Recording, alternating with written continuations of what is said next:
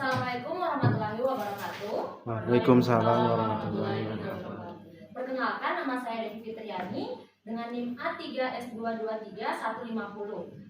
Saya mahasiswa PPG Prajabatan gelombang 2 tahun 2023 jurusan Matematika. Hari ini saya akan mempresentasikan desain instruksional yang merupakan UTS mata kuliah pengajaran dan pembelajaran daring dan bauran.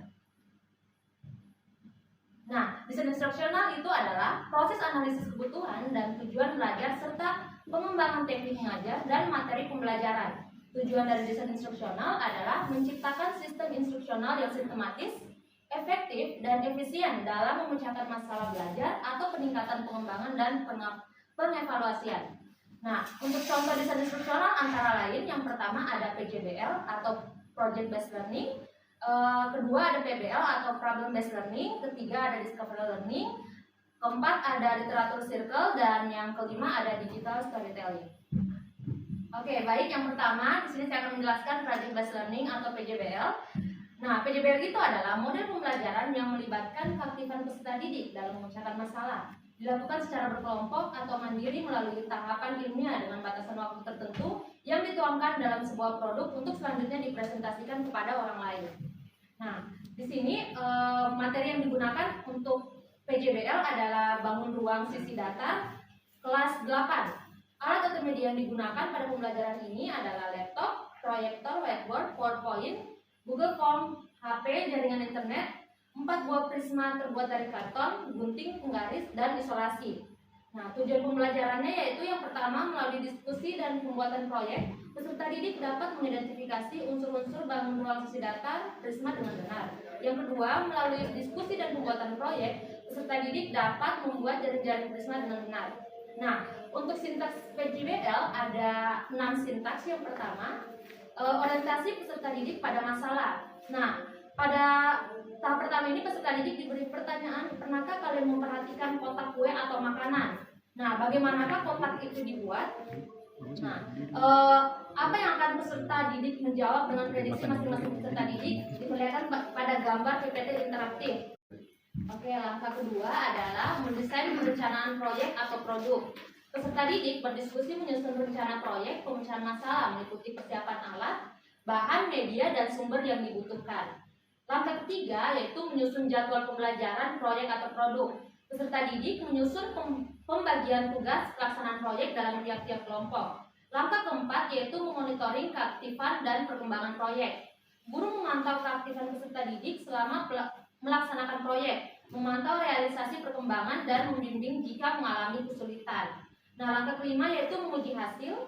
Guru berdiskusi tentang proyek, memantau keterlibatan peserta didik, mengukur capaian standar, dan untuk langkah terakhir yaitu evaluasi pengalaman belajar. Setiap peserta didik memaparkan laporan, peserta didik yang lain memberikan tanggapan dan bersama guru menyimpulkan hasil proyek.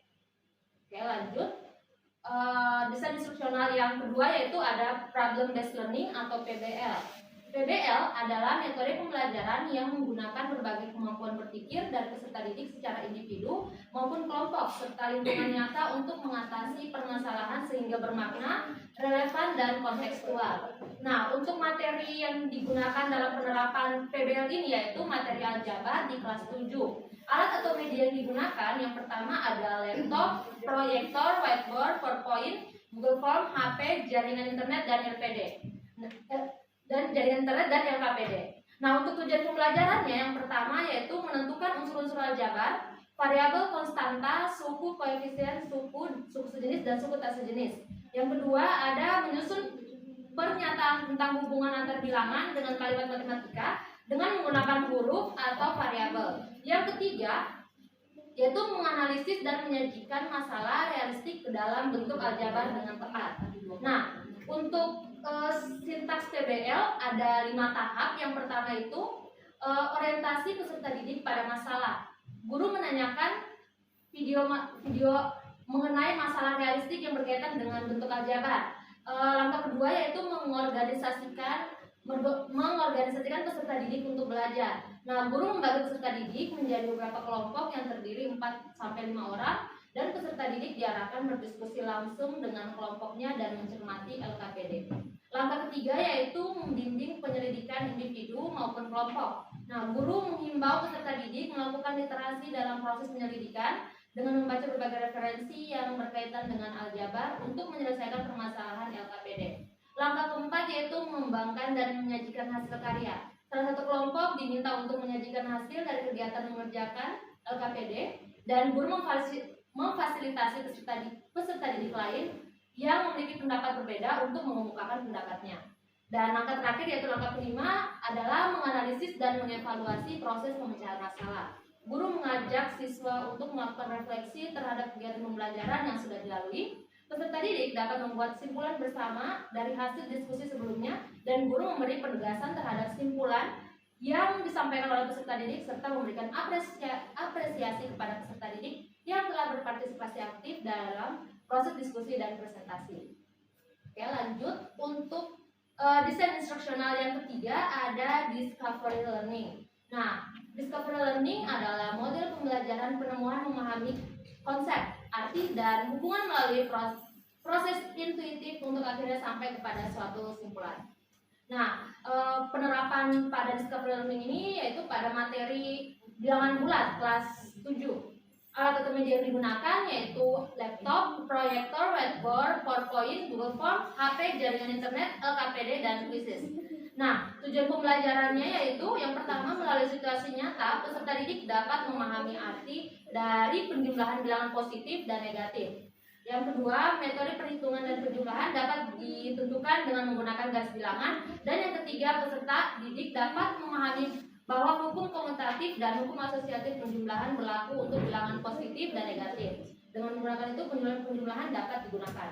Nah, untuk sintaks discovery learning ada 6 sintaks ya, ada 6 tahapan. Yang pertama, pemberian rangsangan atau stimulation. Nah, guru memberikan gambaran permasalahan dalam kehidupan nyata melalui penayangan video YouTube dan meminta peserta didik untuk mengamati permasalahan tersebut yang dapat diselesaikan dengan matematika khususnya pada penjumlahan bilangan positif dan negatif. Langkah kedua, ada pernyataan atau identifikasi masalah atau problem statement. Guru membentuk kelompok yang terdiri dari 4-5 orang, meminta peserta didik untuk mencermati LKPD dan mengidentifikasi masalah sehingga nantinya akan mampu menjawab pertanyaan peserta didik mengenai penjumlahan bilangan positif dan negatif. Langkah ketiga yaitu pengumpulan data atau data collection. Dengan bimbingan guru, peserta didik dapat mengumpulkan informasi untuk menjawab pertanyaan-pertanyaan yang timbul dan pertanyaan-pertanyaan pada LKPD bisa melalui buku, internet, ataupun sumber lain. Nah, untuk langkah keempat ada pengolahan data atau data processing. Guru perlu menekankan pada peserta didik agar menemukan penjumlahan bilangan dengan menjumlahkan dua bilangan yang tandanya sama dan yang berbeda, desimal dan pecahan, sifat komutatif dan asosiatif penjumlahan melalui kegiatan LKPD. Langkah kelima yaitu pembuktian atau verification, yaitu guru membimbing peserta didik melalui verifikasi atau pemeriksaan secara cermat terhadap hasil pekerjaan masing-masing kelompok dalam LKPD yang telah diberikan. Dan langkah terakhir, langkah terakhir yaitu menarik kesimpulan atau generalization. Dengan bimbingan guru, peserta didik juga diharapkan agar dapat menyimpulkan penjumlahan bilangan positif dan negatif. Guru memberikan tanggapan dan umpan balik. Oke, lanjut untuk desain instruksional yang keempat ada literatur circle. Nah, literatur circle adalah sebuah metode pembelajaran kolaboratif yang berfokus pada diskusi dan analisis teks. Pelajar yang memiliki rasa ingin tahu berkumpul di sekitar buku yang telah dipilih sebelumnya untuk berbagi interpretasi, sudut pandang, dan pemikiran. Kegiatan literatur circle termasuk membaca dalam hati, mencatat, dan membuat jurnal. Nah, untuk materi dalam penerapan desain instruksional literatur circle ada penerapan yaitu aljabar bagian penerapannya pada kelas 7. Alat atau media yang digunakan ada laptop, proyektor, whiteboard, PowerPoint, Google Form, HP, jaringan internet, LKPD, dan quizzes. Tujuan pembelajarannya yaitu peserta didik mampu memahami arti huruf sebagai pengganti bilangan. Yang kedua, peserta didik mampu menggunakan bentuk aljabar yang menggunakan huruf untuk memudahkan dalam menyelesaikan masalah kontekstual. Nah, untuk sintaks literatur circle di sini ada 7 tahapan. Yang pertama, pemilihan bahan bacaan. Nah, pilih buku atau teks yang sesuai dengan tingkat bacaan dan minat peserta didik. Pastikan buku tersebut memiliki potensi untuk memicu diskusi dan merangsang pemikiran kritis. Yang kedua adalah pembagian tugas. Guru membentuk kelompok yang terdiri dari 4 sampai 5 orang. Setiap kelompok ditugaskan untuk membagi materi masing-masing anggota kelompok untuk masing-masing dikaji. Langkah ketiga yaitu kegiatan membaca. Setiap anggota kelompok membuat rangkuman ringkasan penerapan aljabar dalam kalimat matematika. Bacaan siswa dapat bersumber dari mana saja, baik itu artikel di internet, video YouTube, buku, atau bahan lainnya. Nah, langkah keempat yaitu diskusi kelompok. Setiap anggota membuat rangkuman berdasarkan hasil bacaan mereka. Setiap kelompok diminta untuk mendiskusikan hasil kajian setiap anggota yang kemudian membuat draft hasil diskusi dan lalu disatukan dalam bentuk file PPT. Nah, untuk langkah kelima yaitu pemantauan dan bimbingan. Amati dan pantau diskusi kelompok untuk memastikan bahwa setiap anggota itu berkontribusi. Langkah keenam yaitu presentasi kelompok. Setiap kelompok diminta untuk mempresentasikan hasil kelompok mereka dan kelompok yang lain diminta untuk memberi tanggapan. Nah, untuk langkah terakhir yaitu langkah ketujuh, evaluasi dan umpan balik. Peserta didik dapat merefleksikan materi yang telah dipelajari dan guru memberikan pertanyaan kepada siswa tentang materi penerapan aljabar. Oke. Nah, untuk desain instruksional yang kelima ada digital storytelling. Nah, digital storytelling adalah sebuah metode penceritaan yang menggabungkan unsur multimedia seperti teks, gambar, audio, dan video dan animasi untuk menyampaikan pesan atau cerita kepada audiens. Cerita dikemas secara interaktif dan digital sehingga lebih menarik dan mudah dipahami. Contoh penerapan materinya yaitu ada materi kelas 7 yaitu keliling dan luas bangun datar. Alat atau media yang digunakan ada laptop, proyektor, whiteboard, PowerPoint, LKPD, kertas karton atau HVS, dan gunting. Nah, untuk tujuan pembelajarannya yang pertama adalah peserta didik dapat mengidentifikasi keliling dan daerah bangun datar sebagai satuan luas. Yang kedua, peserta didik dapat menggali konsep dan menyelesaikan permasalahan berkaitan dengan keliling dan luas bidang datar. Dan langkah ketiga yaitu peserta didik dapat menyelesaikan masalah kontekstual yang berkaitan dengan keliling dan luas bangun datar. Nah, untuk sintaks digital storytelling ada 4. Yang pertama, pemilihan teks atau cerita. Guru mulai pembelajaran dengan menampilkan video tentang siswa yang ingin menghitung luas taman rumahnya. Video tersebut menceritakan tentang bagaimana siswa mengukur panjang dan lebar tamannya menggunakan tali, kemudian menggunakan rumus luas persegi panjang untuk menghitung luas tamannya. Langkah kedua yaitu perkembangan cerita.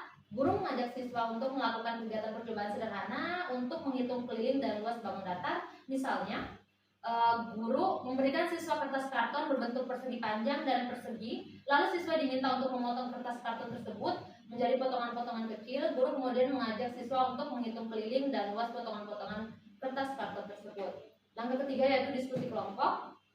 Guru membagi siswa ke dalam beberapa kelompok. Setiap kelompok diberikan LKPD yang berisi materi tentang keliling dan luas bangun datar. Siswa diminta untuk mengerjakan LKPD tersebut secara berkelompok. Lalu guru berkeliling untuk memberikan bimbingan kepada siswa yang membutuhkan bimbingan. Dan langkah terakhir yaitu refleksi. Guru mengajak siswa untuk merefleksikan materi yang telah dipelajari dan guru bisa memberi pertanyaan kepada siswa tentang materi yang telah dipelajari. Oke, baik. Jadi itulah kelima desain instruksional yang telah saya paparkan. Sekian dan terima kasih.